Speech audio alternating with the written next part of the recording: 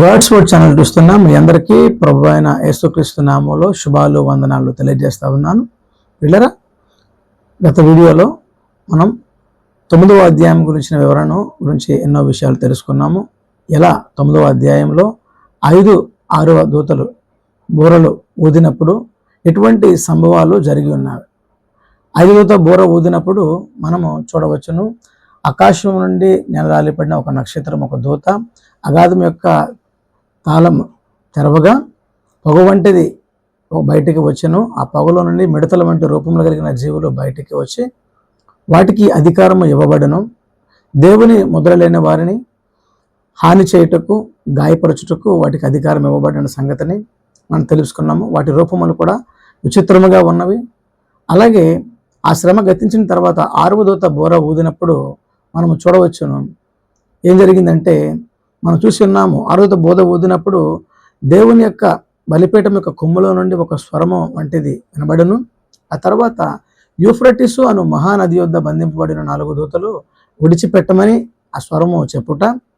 ఆ యొక్క 4 దూతలకు కూడా భూమి మీద ఉన్న 3వ భాగం మనుష్యులను సంహరించుటకు అధికారం ఇవ్వబడను.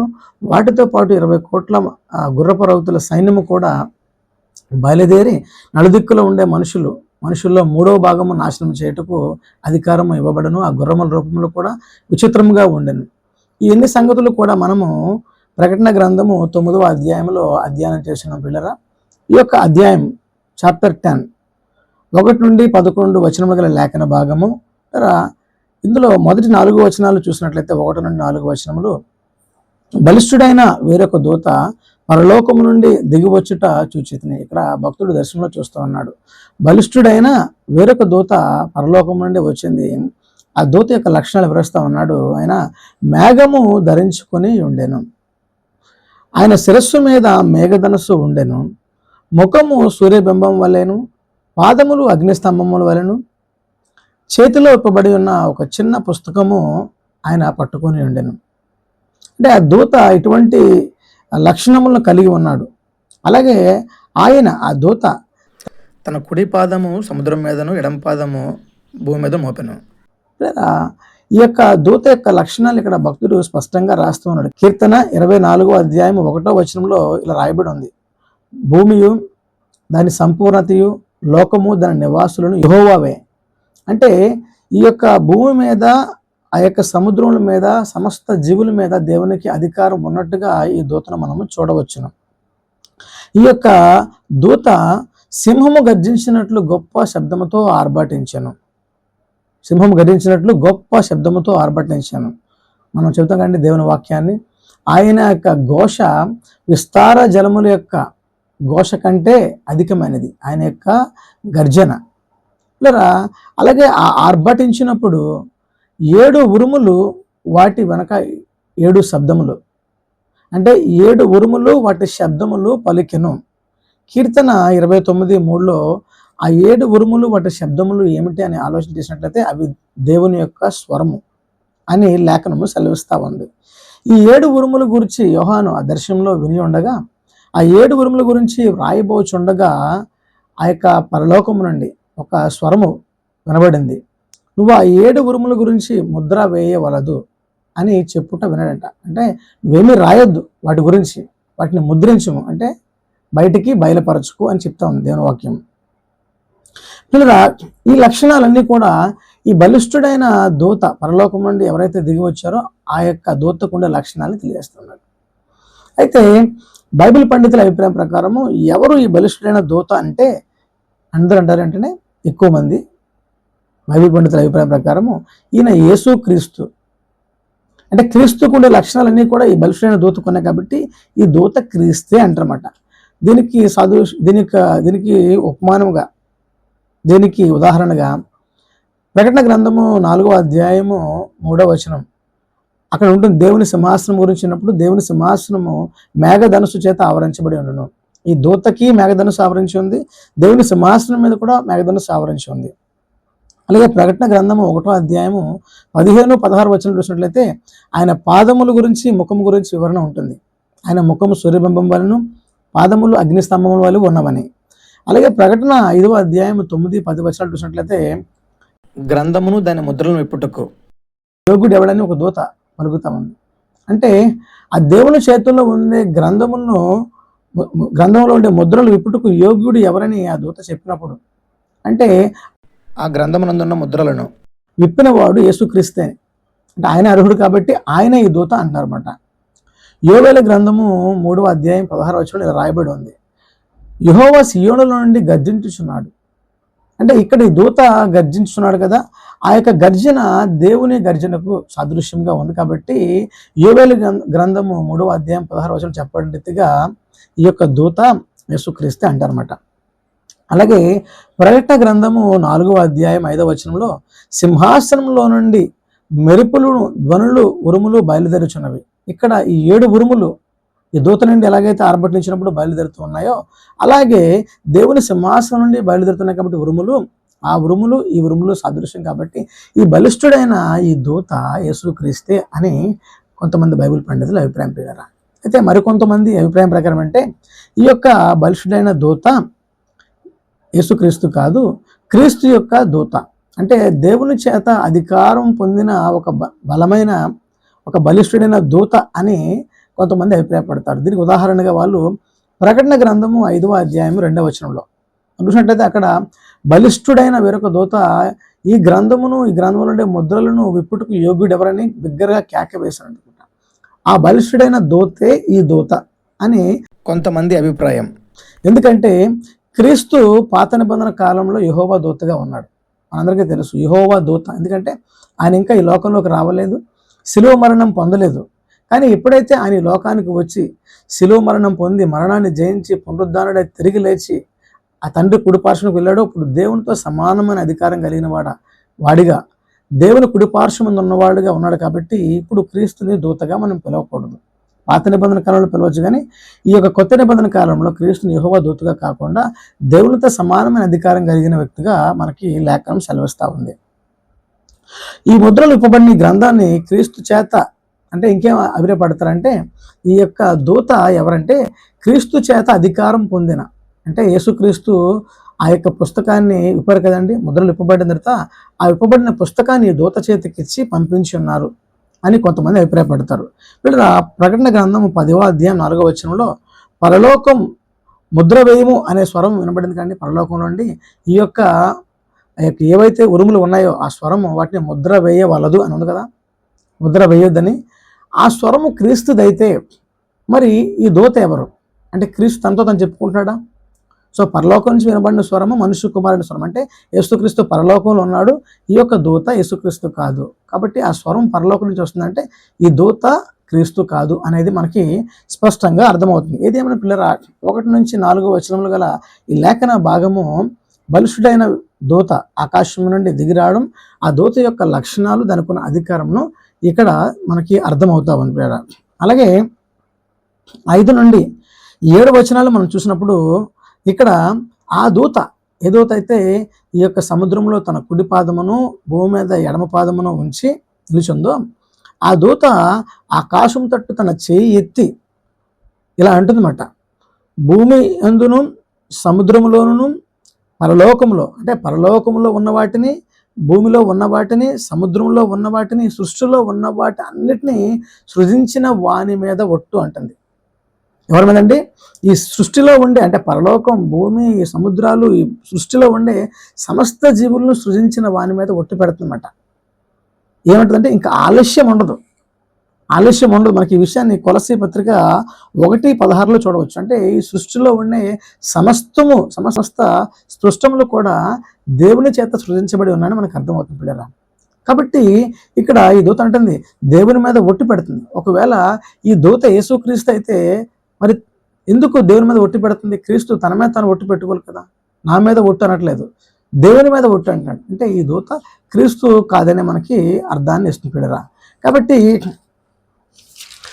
ఇలా చూస్తుండగా ఒకవేళ ఈ దూత క్రీస్తు అయితే తన మీద తను ఒట్టు పెట్టుకోడు కదండి, ఎందుకంటే ఈ దేవదూతనే మనకు అర్థమవుతుంది. హెబ్రీ పత్రిక 6వ అధ్యాయము 13-14 వచనాలు చూసినట్లయితే అబ్రహాముకు ఈ దేవుడు వాగ్దానం చేసినప్పుడు నా తోడు అని వాగ్దానం చేస్తున్నాడు. అంటే దేవుడు తన మీద తను తోడు పెట్టుకున్నాడు, తన మీద తను ఒట్టు పెట్టుకున్నాడు. ఎందుకంటే తనకన్నా ఎవరికి గొప్పవారు లేరు కాబట్టి. కాబట్టి దీన్ని బట్టి మనకి ఏం అర్థం అవుతుందంటే ఈ యొక్క దూత ఎవరు క్రీస్తు కాదు, బలిష్ఠుడైన దేవదూత, దేవుని చేత క్రీస్తు చేత అధికారం పొంది పంపబడిన దూత అని మనకు అర్థమవుతుంది. అలాగే 7వ వచనం చూసినట్లయితే 7వ దూత బోర ఊదబోచుండగా, ఇప్పటి వరకు జరిగిన సంఘటనలన్నీ కూడా మనకి 6వ దూత బోర ఊదిన తర్వాత జరిగిన సంఘటనలే. 9వ అధ్యాయం జరిగిన సంఘటనలు కానీ, ఈ 10వ అధ్యాయంలో జరిగిన సంఘటనలు కానీ 6వ దూత బోర ఊదిన తర్వాత జరిగినవే. ఇంకా 7వ దూత బోర ఊదలేదు, ఇంకా ఊదబోచుండగా దానికి ముందుగానే ఈ సంభవాలన్నీ కూడా జరుగుతూ ఉన్నాయి. ఏమంటే దేవుడు తన దాసుల ద్వారా తెలిపిన సువార్త అనే దేవుని మర్మము సమాప్తమాయనని చెప్పాను. ఏంటండి, దేవుడు తన దాసులు, తన ప్రవక్తలు, తన బిడ్డల ద్వారా ఈ లోకానికి ఒక మర్మాన్ని తెలియజేశాడు. ఏంటంటే మర్మం సువార్తే. ఎందుకు సువార్త మర్మం అంటే, సువార్త ఏం చెప్తుందంటే యేసుక్రీస్తు రక్తము ద్వారా మనుషులకి పాపం నుంచి, శాపము నుండి విమోచన, ఆయన రక్తం ద్వారా మనుషులకి పరలోకం. ఇదే దేవుని యొక్క మర్మము. ఈ మర్మము ముగింపబడుతుంది. ఎండ్ ఆఫ్ ది గాస్పల్ అంటాం కదండి. అంటే యేసుక్రీస్తు పరలోకము నుండి వచ్చిన వాడిని, ఆయన మనుషుల కొరకు అవమానములు పడి శిలువ మరణము నొంది పునరుద్ధారణుడై తిరిగి లేచి ఆయన మన కొరకు ఆరోహణమై పరలోకములకు వెళ్ళి తిరిగి రాబోతున్నాడు. ఏంటంటే మనకి నిత్య జీవమును ఇచ్చుట కొరకు. ఇదే దేవుని మర్మం. ఈ సువార్త ఇప్పటి వరకు విలువగా మనుషులకి లభించింది కదండి. ఈ మర్మం ముగించబడుతుంది అనేది అక్కడ అర్థమవుతుంది పిల్లల వాక్యం. అలాగే 8 నుండి 11 వచనాలు చూసినట్లయితే చివరి వచనాలు, అప్పుడు పరలోకము నుండి యోహాను వినిన స్వరము మరలా నాతో మాట్లాడుచు ఆ దూత చేతిలో ఉన్న చిన్న పుస్తకం తీసుకొని తినివేయము అని చెప్పాను. ఏ స్వరం అయితే ఆ 7 ఉరుములు వాటి వెంట వచ్చిన శబ్దములను యోహాను వాటి గురించి రాస్తున్నప్పుడు, నువ్వు ఆ ముద్ర వేయము, వాటిని గురించి రాయవద్దు అని చెప్పింది. ఆ స్వరమే మళ్ళా చెప్తుంది. అక్కడ దూత ఉంది కదా, ఏది సముద్రం మీదను భూమి మీదను పాదములు ఉంచిన ఆ దూత చేతిలో చిన్న పుస్తకం ఉంది. ఆ పుస్తకము నువ్వు వెళ్ళి తినివేయము అంటే, ఎందుకంటే అది నీ యొక్క నోటికి మధురంగాను, నీ కడుపు చేదుగాను ఉంటుంది అని ఆ స్వరము యోహానుతో చెప్పడం మనం చూడవచ్చు. యెహెజ్కేలు గ్రంథము 3వ అధ్యాయము 1 నుంచి 3 వచనాల్లో కూడా ఇటువంటి సంభవం మనకు కనిపిస్తూ ఉంది. అక్కడ ఆ యొక్క భక్తుడికి దర్శనంలో ఇదే దేవుడు ఆ భక్తుడికి ఇటువంటి మాటలే మాట్లాడడం మనం గమనిస్తూ ఉన్నాం ప్రియరా. అప్పుడు యోహానంట ఆ యొక్క దేవుని మాటకు లోబడి ఆ యొక్క దూత దగ్గరికి వెళ్ళి నాకు ఆ పుస్తకం ఇమ్మని అడిగినప్పుడు ఆ దూత ఆ పుస్తకం ఇచ్చి, దీన్ని తినివేయము, ఇది నీ నోటికి మధురముగాను నీ యొక్క కడుపుకు చేదుగాను ఉంటుంది. ఇలా కీర్తనల గ్రంథము 119వ అధ్యాయము 103వ వచనంలో ఇలా లేఖను సెలవిస్తూ ఉంది, నీ వాక్యము నా జిహ్వకు మధురముగాను నా నోటికి తేనెగాను ఉంటుందట, తీపిగా. అంటే దేవుని వాక్యమే మధురము, దేవుని వాక్యమే తీపి అయినది.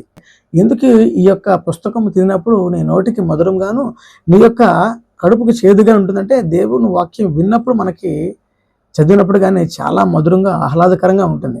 కానీ ఆ వాక్యాన్ని అనుసరించి మనం నడుచుకుంటున్నప్పుడు, ఆ వాక్యాన్ని క్రియల రూపంలో మనం పెట్టినప్పుడు అది చాలా కష్టంగా, చాలా భారభరితంగా, అసాధ్యంగా అనిపిస్తుంది. అందుకే ధర్మశాస్త్రం మాట్లాడుతూ ఉంది, దేవుని వాక్యం చదివేవారి కన్నా, వినేవారి కన్నా, బోధించేవారి కన్నా అనుసరించే వాళ్ళు శ్రేష్ఠులు. ఎందుకంటే దేవుని వాక్యము మధురంగా ఉంటుంది కానీ చేదుగా ఉంటుంది. ఈరోజు చాలామంది దేవునికి వాగ్దానం చేస్తారు కదండి. దేవుని వాక్యం విన్నంటనే ఆ యొక్క మధురమైన వాక్యం విన్నప్పుడు వాళ్ళు వెంటనే స్వీకరిస్తారు. వాళ్ళ జీవితాన్ని మార్చుకోవాలని దేవునికి వెంటనే తీర్మానం చేస్తారు. నాకున్న చెడు అలవాట్లని, నాకున్న సిగరెట్, నాకున్న మందు, నాకున్న చెడు స్నేహితులు, ఈ చెడుని చూడడం, వీటన్నిటిని విడిచిపెట్టేస్తానని సింపుల్గా దేవుని ఎదుట తీర్మానం చేస్తారు. కానీ వాటి క్రియల రూపంలో పెట్టినప్పుడు అది చాలా భారభరితంగా ఉంటుంది.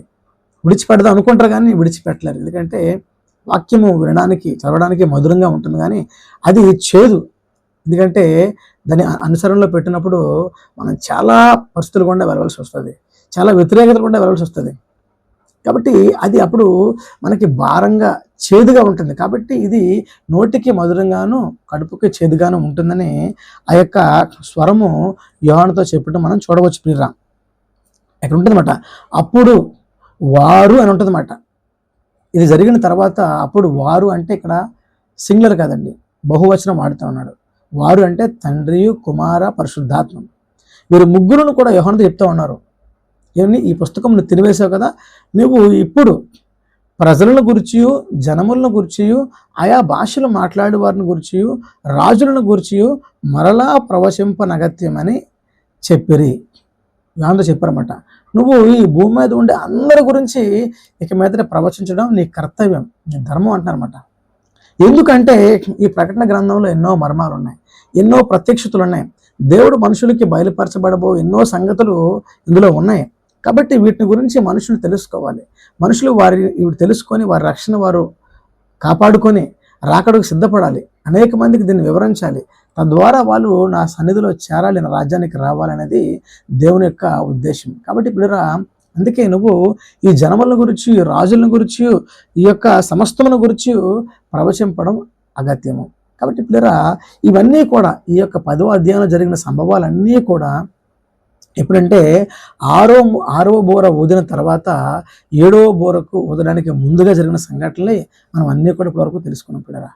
కాబట్టి ఈ యొక్క విషయాల్ని మనం అర్థం చేసుకొని ఎలా వాక్యము మన నోటికి మధురంగాను మన యొక్క కడుపుకు చేదుగా ఉంటుందో, మనం కూడా వాక్యాన్ని అనుసరిస్తున్నప్పుడు మనకి అంత ఈజీగా ఉండదు, అంత సాఫీగా ఉండదు. వాక్యాన్ని క్రియలో పెట్టినప్పుడు కష్టాలు వస్తాయి, వ్యతిరేకతలు వస్తాయి, తిరుగుబాట్లు వస్తాయి. అయినప్పటికీ కూడా మనము చేదైన అనుభవం గుండా వెళ్ళినప్పుడే మనము మధురమైన అనుభవాలు చూస్తాం, మధురమైన ఆశీర్వాదాలను చూడగలం. కాబట్టి అటువంటి కృప దేవుడు మనందరికీ ఇచ్చులాగా మనము దేవునికి ప్రార్థన చేద్దాం. దేవుడు ఈ మాటలు మీ అందరి హృదయంలో దీవించి ఆశీర్వదించును గాక. ఆమేన్.